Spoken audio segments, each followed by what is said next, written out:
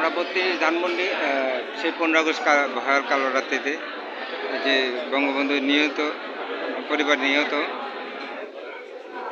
সে বর্বরচিত যে ঘটনা সেটি আমরা দেখতে পেলাম। বঙ্গবন্ধু শেখ মুজিবুর রহমানের সমাধিসৌধ টুঙ্গিপাড়া গোপালগঞ্জ আমরা দেখতে পেলাম।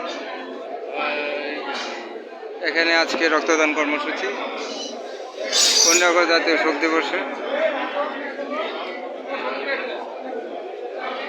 দিবসের রক্তদান কর্মসূচিতে এখানে সকালে এখানে অবস্থান করছে।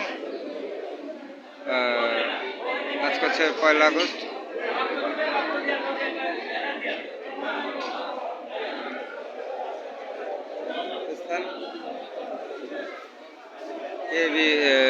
অডিটোরিয়াম ফার্মগেট প্রধান অতিথি ছিলেন কৃষক রত্ন শেখ হাসিনা এমপি, মাননীয় প্রধানমন্ত্রী বাংলাদেশ সরকার।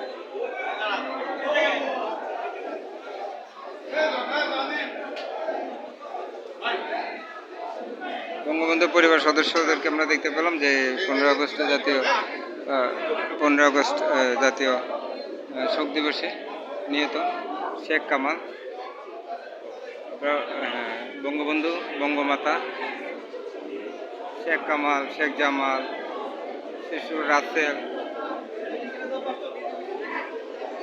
সকলকে দেখতে পাচ্ছি এখানে রক্ত দিচ্ছে।